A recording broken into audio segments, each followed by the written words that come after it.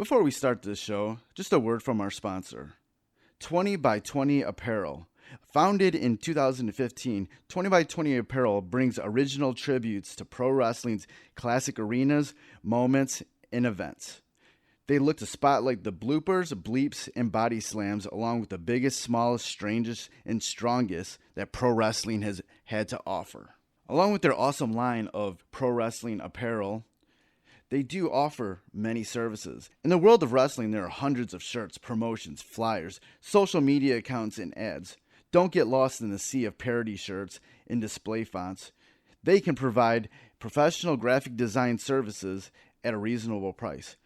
20 by 20 also hand screen prints all the tees in-house. If you would like to discuss possible run of tees, posters, koozies, foam fingers, or whatever, drop them a line. Go to 20 by 20 Apparel. That's the number 20x, the number 20 apparel.com. Now, let's get to the show.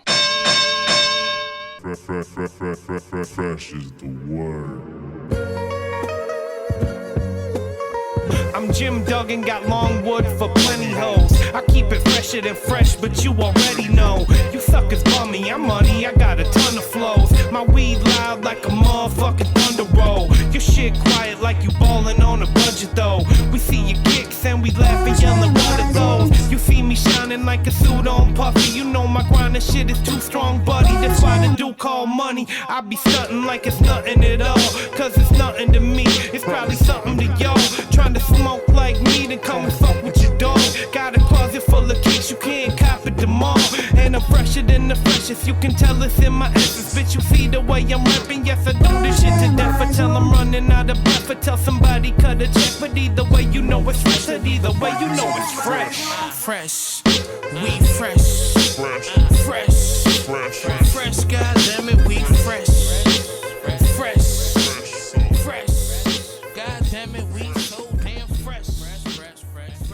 Welcome to the Fresh is the Word podcast. I'm your host, Kelly K. Fresh Frazier. And on Fresh is the Word, we like to deliver wisdom through great stories from the minds of bright creatives of pop culture. Through those stories, we like to dissect the journey of our guests and present actionable lessons and advice for our listeners, no matter what career or avenue of artistry they pursue.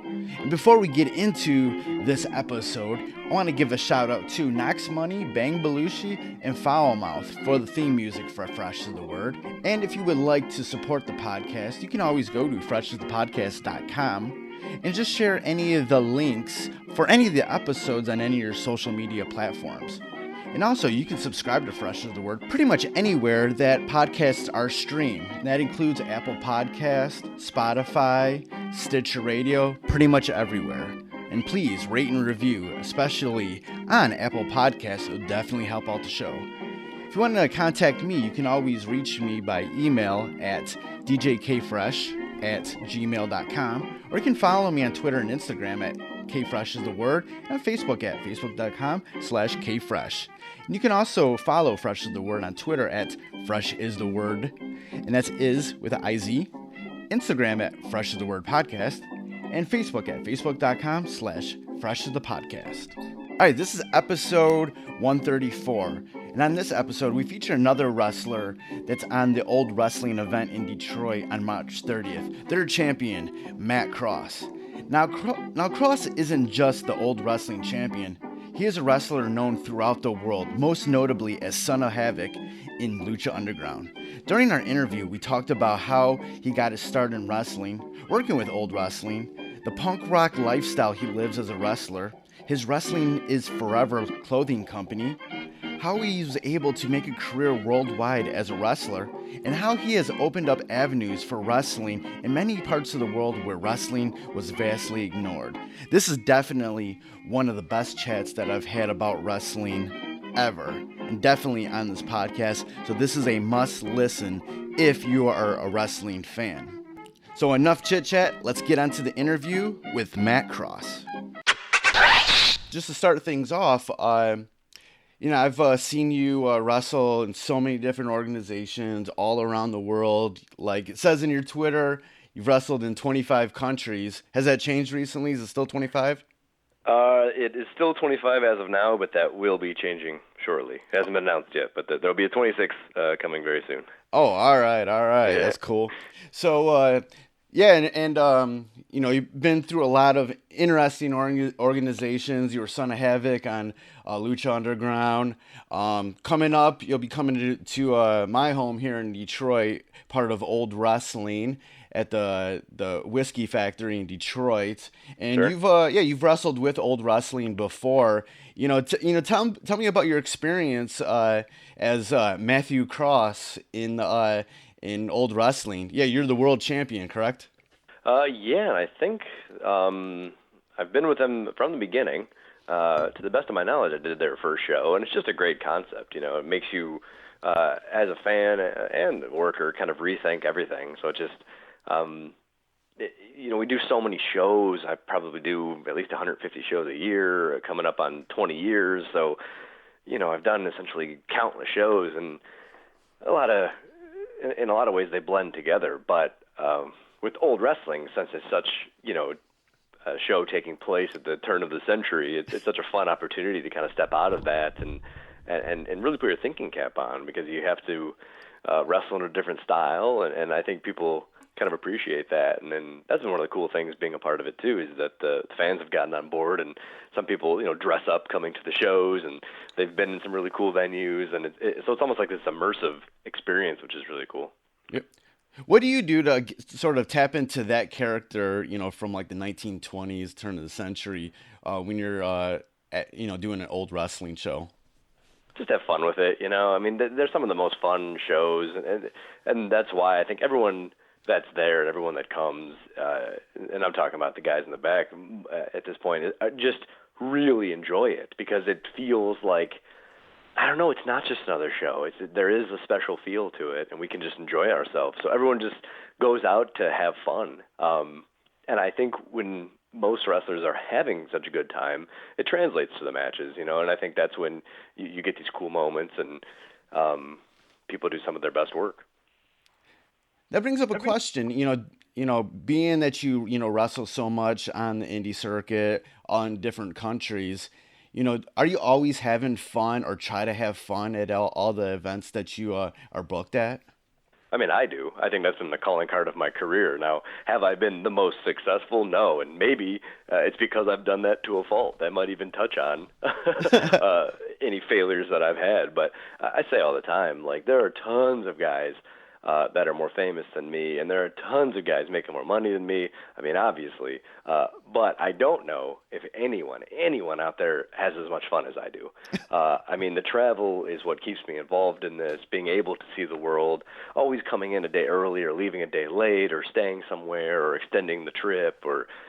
I mean, I've become one of, if not the most well-traveled guys of this generation, and I've taken full advantage of that.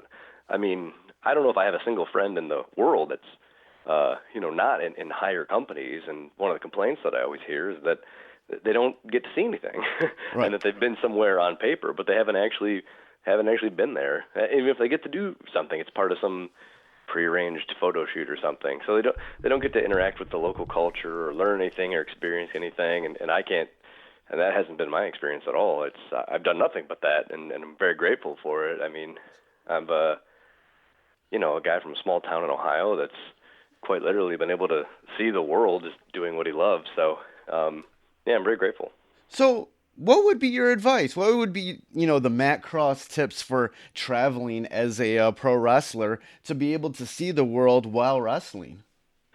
I mean, geez, we're arguably in like wrestling's best period for that right now, with this kind of boom we're seeing in the indies and wrestling coming around again and becoming cool again in the last year and a half, 2 years.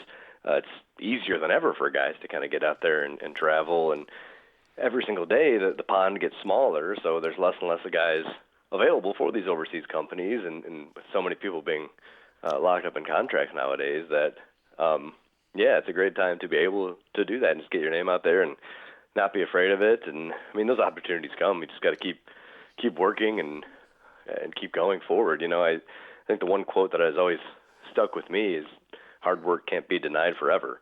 So I know there's so many times where it's frustrating, especially in wrestling. I mean, just as in anything in life, where you feel like you're toiling away and you feel like you're not making progress. But if you're truly putting in the work, and it's like not in some lame cliche way. I've seen this happen so many times, and the most clear example, I guess, was like I did Triple Mania maybe 3 years ago now, 2 years ago, Okay. and I remember being out to lunch, me, Jeff Cobb, and Paul London.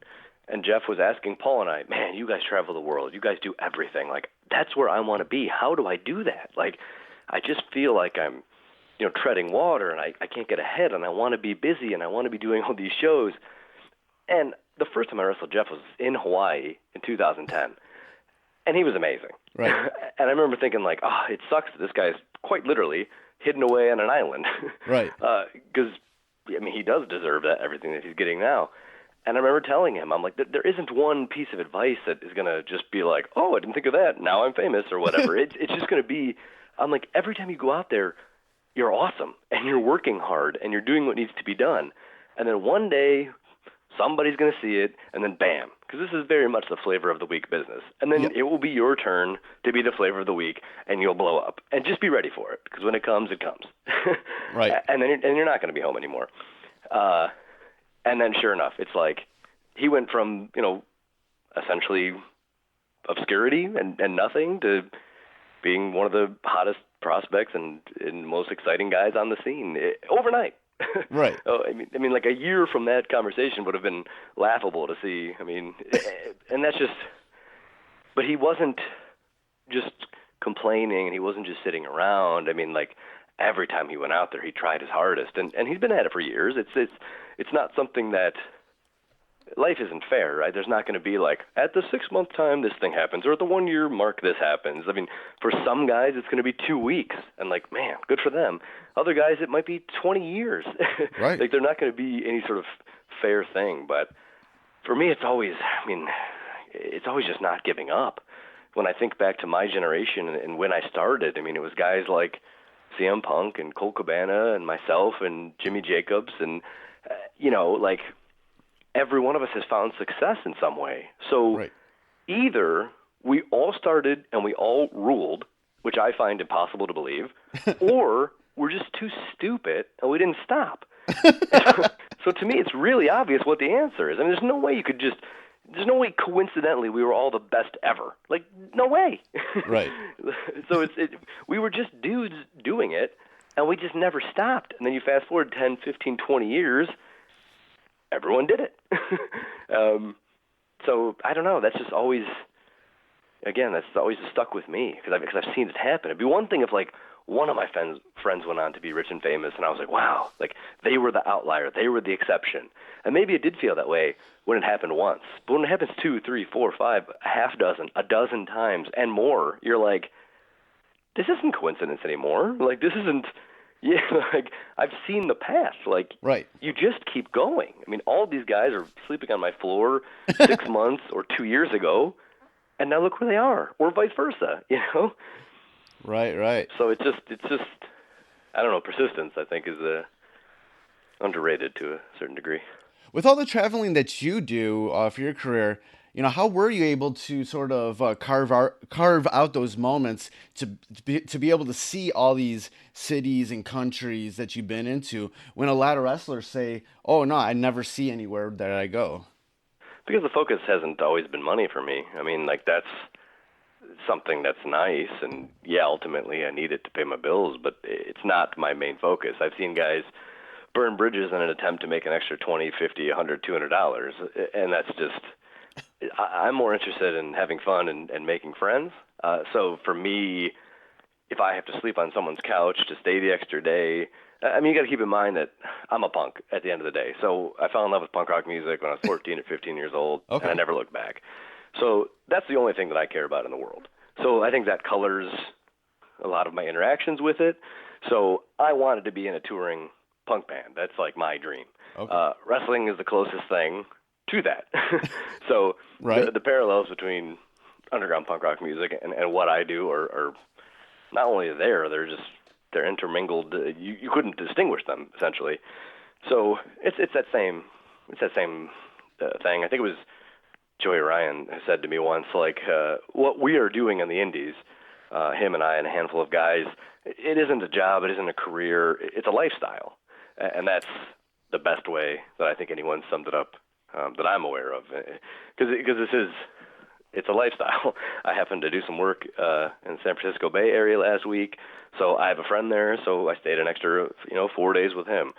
My sister used to live in New York City, so anytime I was anywhere near there, I would stay as long as I could there. It's that sort of concept, and taking advantage of the connections you have, and using those to see the world. Like, has it always been the most comfortable or ideal? Like, absolutely not. But it's definitely been worth it and been amazing.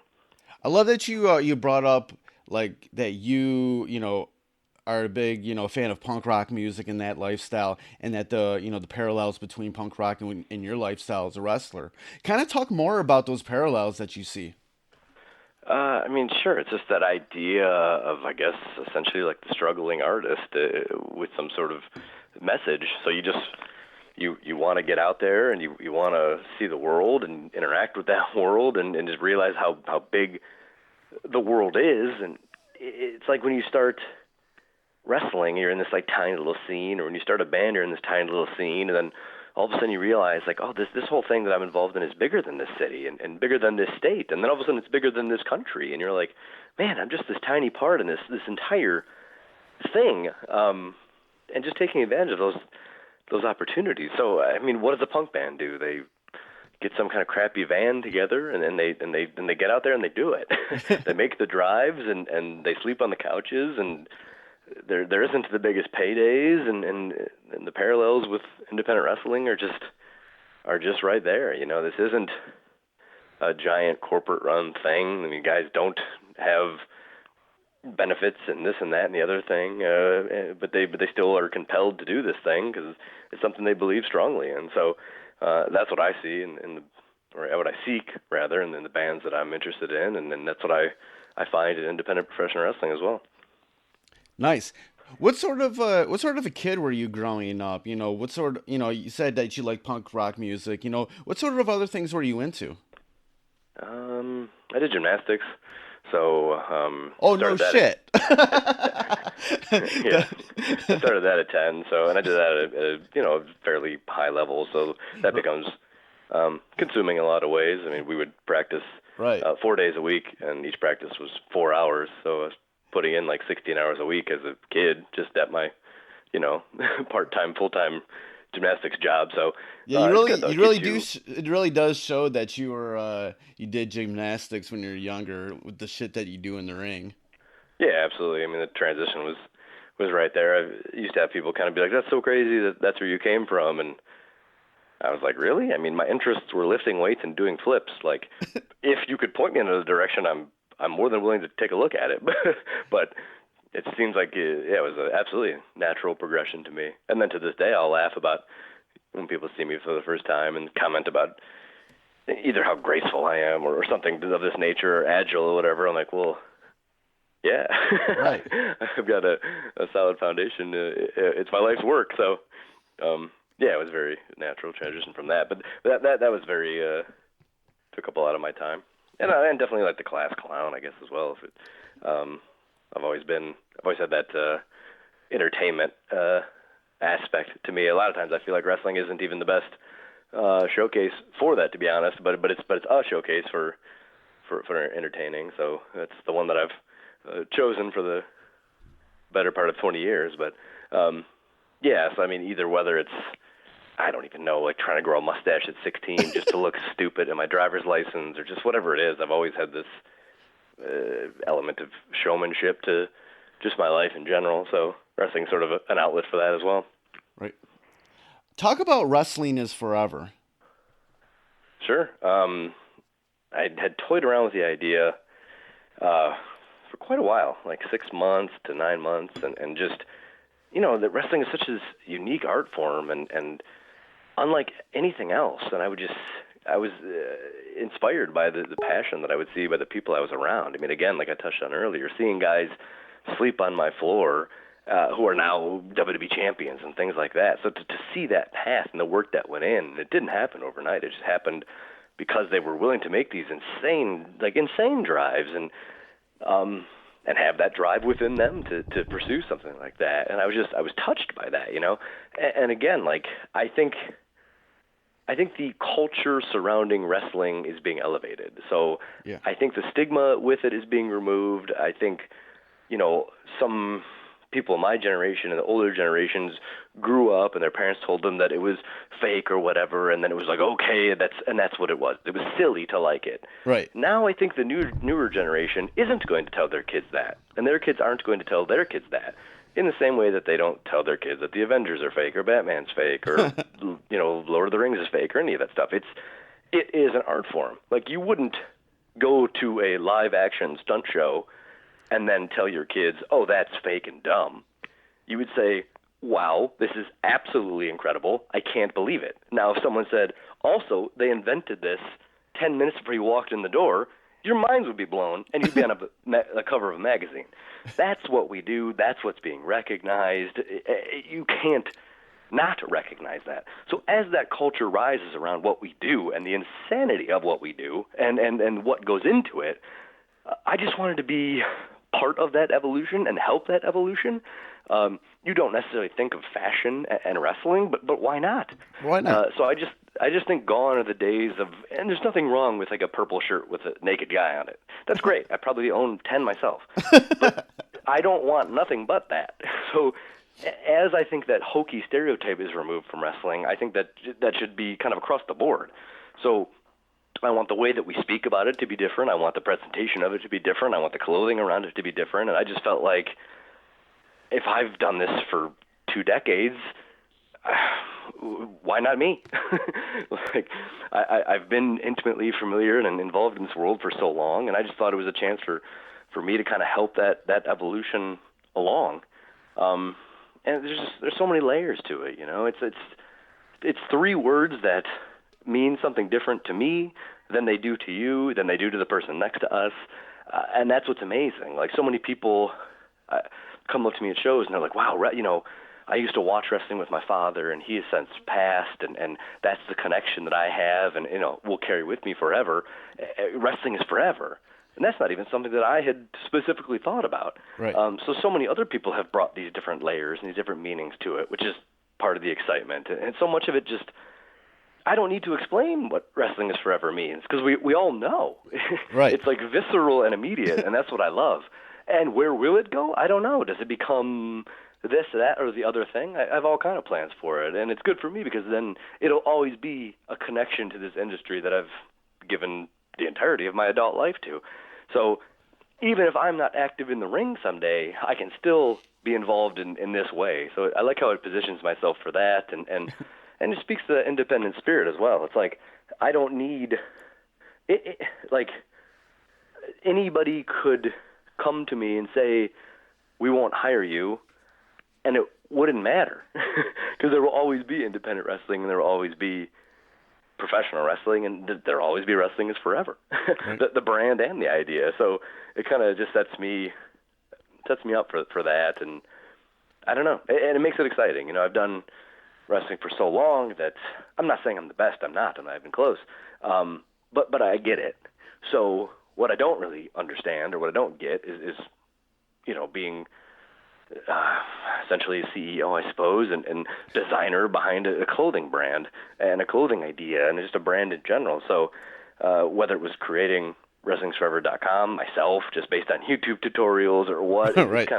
It's kept me busy in new ways, which is, you know, it makes the whole of this exciting again. Right. I saw a post on your Twitter talking about the upcoming match that you have in Defy with Ultimo Dragon, and then you mentioned how you know, this is somebody that you've, you know, pretty much wrestled more than anyone else in your career. And talk about, you know, all the time that you've worked with Ultimo Dragon, this, you know, bona fide legend of professional wrestling. I mean, it's wild. I went from, you know, playing him in NWO Revenge because he had the coolest outfit on N64 to like being a peer or friend to him. So it's been a crazy transition, and yeah, what a like fun fact or whatever. I like the little trivia aspect of like outside of Josh Prohibition, the guy that I started professional wrestling with, next to him, the guy that I've wrestled the most is Ultimo Dragon. Like, who can say that, or who would? I mean, no one would ever be able to guess that. You know? Right. And then it just, I mean, we've wrestled all across Spain and Italy and Canada, and this is the first time in the U.S., and I think it's our 14th match. Wow. So even that's kind of crazy. And to do it for Defy, which is just got to be one of, if not the best crowds in the United States right now. I mean, I'd wrestle like a banana peel there and have an amazing match, I'm sure of it. So the fact that we're going to be able to go in there and tear it up for such an appreciative crowd is even better. And it's like 2 weeks from tomorrow. So, yeah, I think March 8th. So it's like right around the corner as well. And that's going to be like, I've basically got an insane 10 days coming up. I wrestle at Helico in Berlin.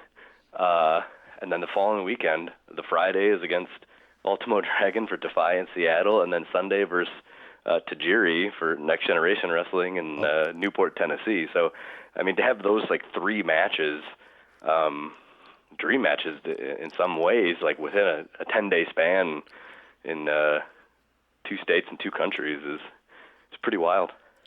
Who have been some of your favorite wrestlers to work with in the ring? So many. Probably. I don't have to go in depth, but some of the guys that I thought that were just unreal. I think Cody Rhodes is. I was stunned about how good he is.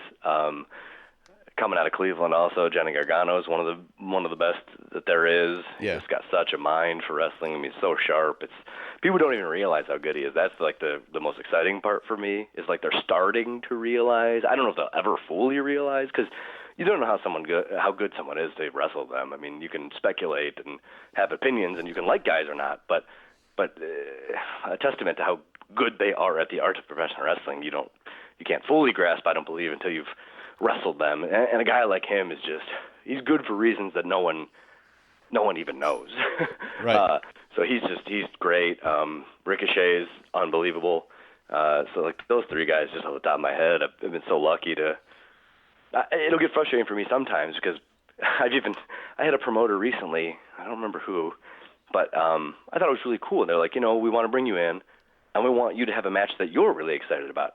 Who do you want to wrestle? I mean, obviously no guarantees if we can do it or not, but just to give us like kind of a leap off point, like who would you want to wrestle?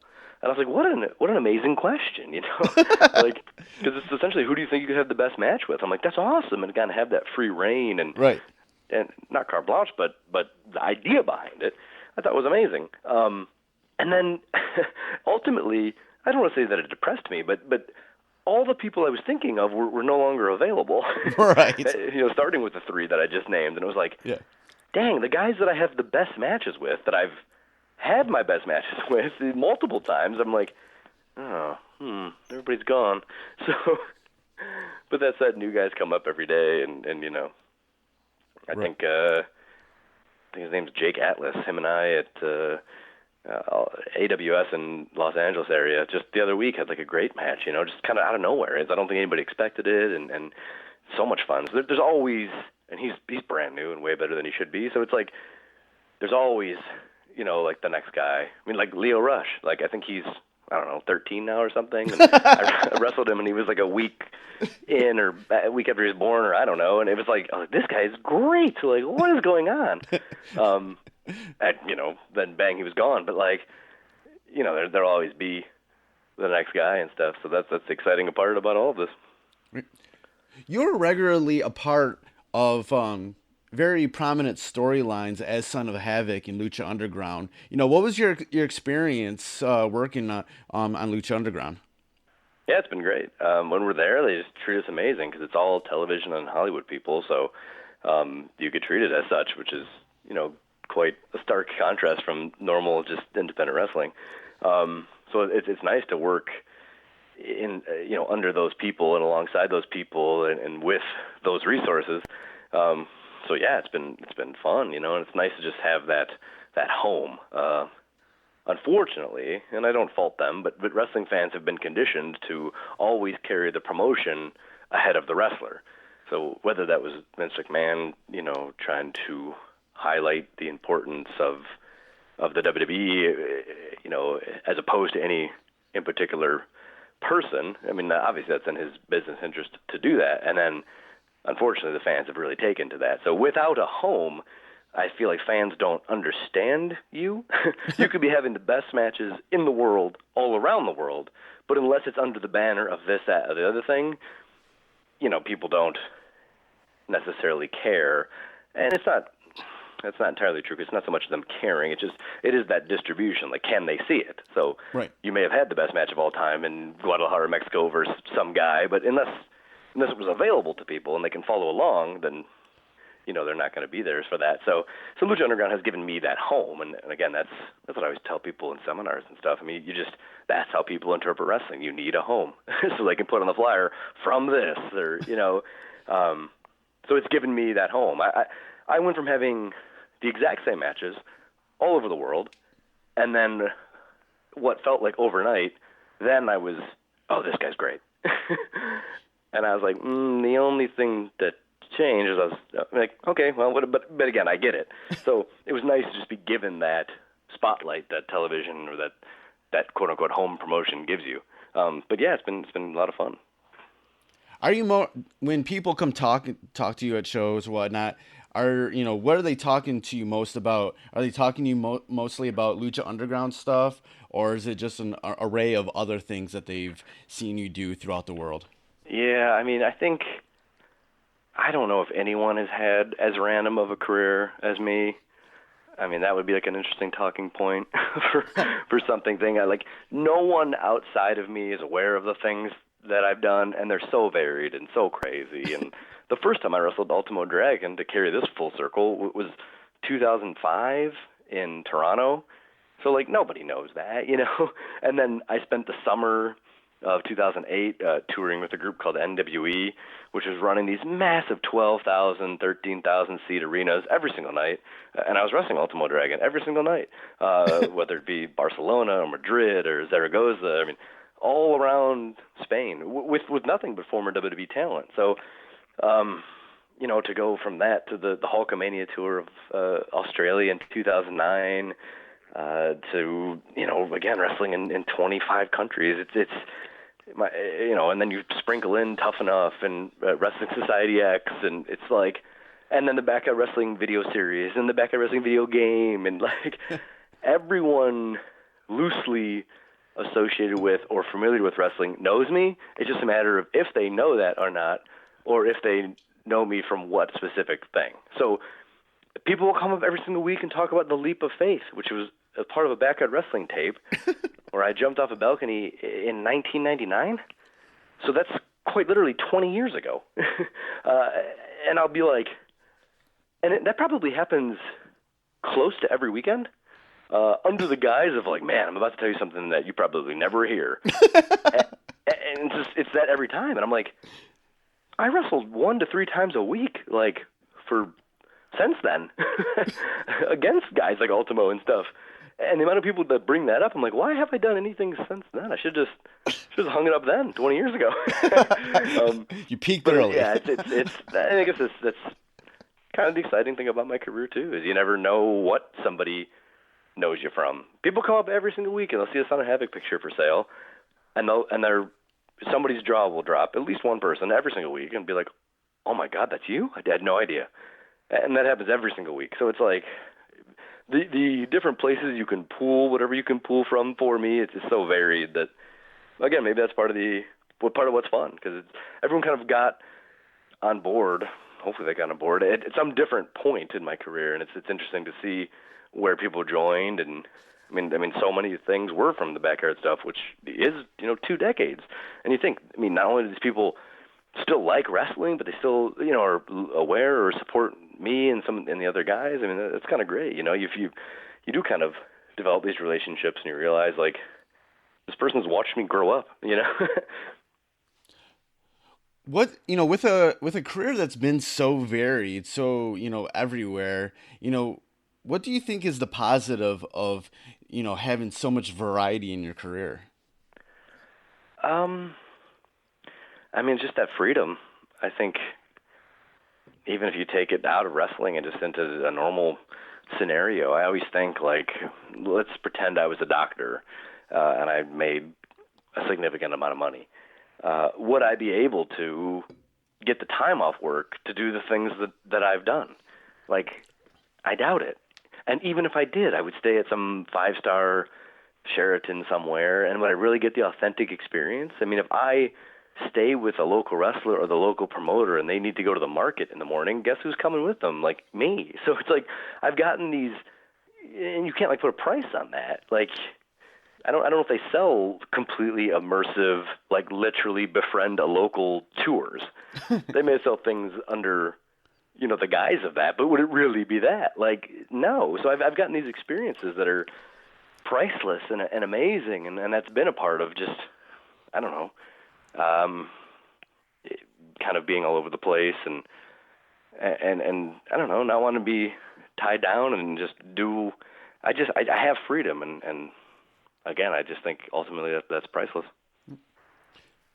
Anybody that would be listening to this interview, you know, whether they know who you are or not, whether they're a wrestling fan or not, you know, what sort of nugget of knowledge about your life and career could they pull from what you've experienced and sort of project it into their life? Some sort of, you know, advice.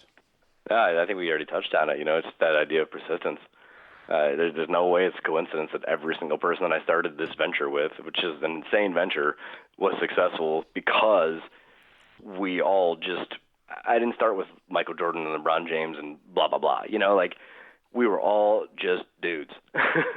And then, again, whether you attribute it to some kind of inherent discipline and put that positive spin on it, or look at it with a potentially negative take and think we're all idiots, it doesn't matter. It can have that positive connotation or negative. The result is the same. We were either too stupid to stop, or we were so great and persistent. But the end game is that we all found success, and I think that's because nobody stopped. We just kept going, and we still keep going. And yeah, it's not a cliche. It's not, you know, keep working hard and blah blah blah. Like, I've been so touched by it because I've again seen it happen. Like, 1 time's a coincidence, 2 times weird, 3 times okay, 4 times wait, what's going on? 5, 6, 7, 8, 9, 10. You know, like, now it's, again, if I look at my friend group, perhaps I alone am not in the WWE. So it's like, that can't be a coincidence that every person I've ever known or interacted with has made it to their ultimate dream and goal. I mean, how many people do that in their lives? And I've seen it happen to just more people than I can even name. It's like, holy crap, everybody did it. So, or was able to achieve some version of success. So make a living in their chosen field and see the world while doing it. I mean, that's amazing. So yeah, just never giving up. But I guess I would add to that, like, action and work and sacrifice. Because I don't care what people's dreams are. I'm kind of over that. I don't care. It's so, okay, my dream is to go to Mars. Who cares? Like, words are so, there's doers and there's sayers. So to me, words are so cheap and so essentially meaningless. Do something for it. If you come to me and you're like, all right, I've been to the moon twice. I'm taking this test for this. I'm increasing my lung capacity. I'm doing all this research. I want to be the first one to come to Mars. Then F yeah, man, I believe it. How can I help you? If you just are saying something, like, okay. So I don't think any of those people that I named previously or that I'm alluding to have just said anything. They've worked for it, you know? Like, they were sleeping on my floor. I was sleeping on their floor. They were driving 12 hours one way for essentially nothing. Like, that's the part that once you make it, it just kind of gets, you know, not necessarily swept under the rug, but not focused on anymore. But it was very real and very much a part of that journey. So putting in that time, putting in that work, believing in themselves, and just going and going and going and going. When there wasn't any, well, I'll do it and it'll work for sure. There was no guarantees. There was no anything. And it could have just as easily not worked once you factor in right place, right time, and all that. But these people just not only didn't stop, but just kept working. You know, I'd much rather hear about what you sacrificed than what your dream is. Like, did you forego something for your greater goal, rather than just what's the goal. Because again, I don't care. Anybody could say anything. It doesn't. I don't believe. I don't know. When I was on Tough Enough, there was 14 of us, and every one of us, our goal was to be a wrestling star. And how many of those people are still wrestling now? You know, and they're on national television swearing to the world's population that was their dream and goal, and then they quit between 2 weeks to 2 years after. You know, get out of here. So talk is cheap, and just if you want something, go for it, but really go for it. Do you have a, would you like to sort of end your career, possibly be in the WWE, or are you fine, with the sort of current trajectory that you're on right now? I mean, my goal is from the first second of the first minute of the first day was to be in WWE. Ironically, unlike some of the guys that I know that are there now, which is always funny to me. But yeah, absolutely, that's I've never shied away from that, or I mean, you could probably trace back every interview I've ever done. That's the goal. I mean, luckily, we're in a time and place where, I've also heard people say, like, my goal is to make a living doing what I love. So I'm doing that now. So would I like to work for the WWE? Absolutely. Am I going to cry if I never get the opportunity to? And, oh, no, I just get to do what I love around the world? Like, I can't, right? There are people really struggling through real things, and there's a big world and a lot of real problems. I don't expect nor would ever get sympathy for doing what I love and seeing the world. So, it's sort of a win-win, which is a great position to be in. When it's all said and done, what do you want your legacy to be in the wrestling industry?